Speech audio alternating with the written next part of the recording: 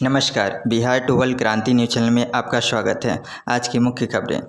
UP चुनाव से पहले एक्शन में बीजेपी सरकार, संगठन के खाली पदों को भरने की कवायद शुरू। भारतीय जनता पार्टी के राष्ट्रीय संगठन महामंत्री बीएल संतोष के लखनऊ दौरे के नतीजे अब सामने आने लगे हैं। प्रदेश में तमाम निगम, आयोगों और प्रकोष्ठ में खाली जगह हैं, इन्हें भरने की कवायद शुरू हो गई है। चोकसी माल्या जैसे लोगों को सेफ हेवन से निकाल लाना आसान नहीं, लंबी है ऐसे भगोड़ों की लिस्ट।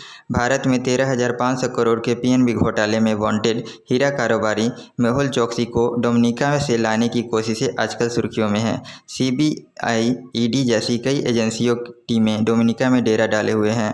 भारत से घोटाले के खुलासे के बाद भागने, एंटीगुआ में शरण लेने, वहां की नागरिकता लेने और अब डोमिनिका में पकड़े जाने के बाद भी उसे वापस लाने के लिए मुश्किल राह बताती है कि दुनिया में कई सेफ हेवन ऐसे आर्थिक अपराधियों के लिए गढ़ क्यों बने हुए हैं और इन पर अंतर्राष्ट्रीय कानूनों का कोई असर नहीं है।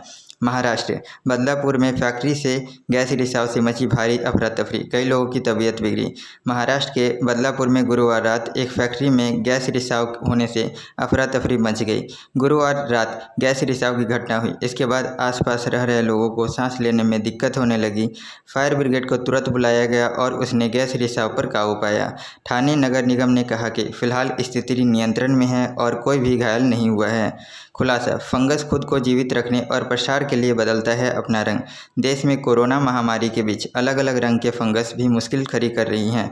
ब्लैक, वाइट, येलो के बाद अब मध्य प्रदेश के जबलपुर के नेताजी सुभाष चंद्र बोस मेडिकल कॉलेज में कोरोना मरीज में क्रीम कलर का फंगस मिलने से चिंता और बढ़ गई है। हालांकि एम्स के निदेशक डॉक्टर रणदीप गुलेरिया कह चुके हैं कि फंगस के रंग को लेकर घबराने की ज़रूरत नहीं है। वाराणसी के काशी हिंदू विश्वविद्यालय के इंस्टीट्यूट ऑफ मेडिकल साइंसेज के न्यूरोलॉजी विभाग के प्रोफेसर विजयनाथ मिश्रा बताते हैं कि फंगस खुद को जीवित रखने और प्रसार के लिए रंग बदलता है। फंगस की गंभीरता उसके रंग से तय नहीं होती। फंगस के कई प्रकार अलग अलग तरह के रंग पैदा करते हैं, जैसे कि गुलाबी, लाल, नारंगी, पीला, हरा और ग्रे समेत अन्य रंग का दिख सकता है। कोशिश नाकाम, बीएसएफ ने पाकिस्तानी तस्करों की 58 किलो हीरोइन को जब्त किया।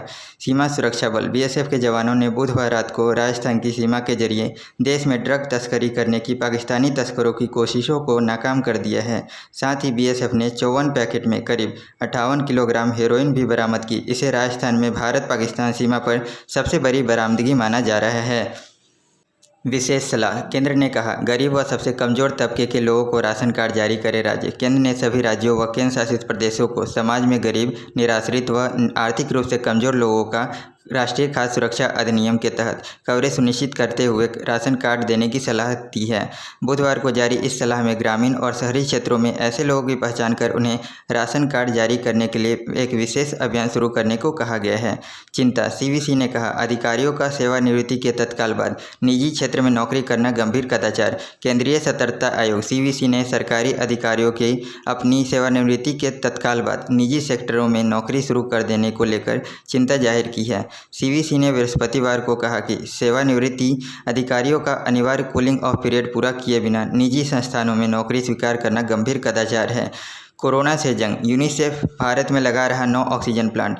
यूनिसेफ ने बृहस्पतिवार को कहा कि वह कोरोना वायरस के खिलाफ वैश्विक सहयोग के तहत भारत में 9 ऑक्सीजन प्लांट लगा रहा है।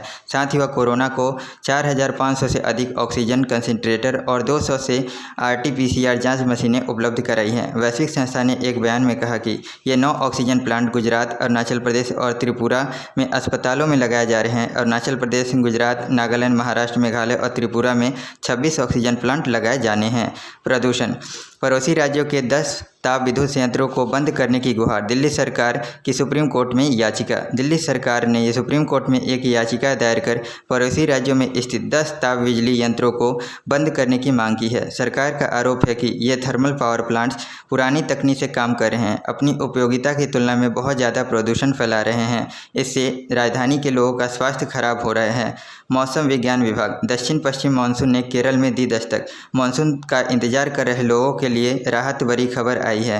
भारत मौसम विभाग ने कहा कि दक्षिण पश्चिम मानसून ने गुरुवार को केरल में दस्तक दे दी है। साथ ही देश में 4 महीने के बारिश के मौसम की शुरुआत हो गई है। वहीं अगले 2 दिनों में दक्षिण पश्चिम मानसून के दक्षिण अरब सागर के शेष हिस्सों, केरल के बाकी हिस्सों और लक्षद्वीप के दक्षिण आंतरिक कर्नाटक, रायलसीमा और मध्य बंगाल की खाड़ी में आगे बढ़ने की संभावना है। धन्यवाद। अगर आपको हमारे दिया गया न्यूज़ पसंद आया तो हमारे चैनल को लाइक एंड सब्सक्राइब करें।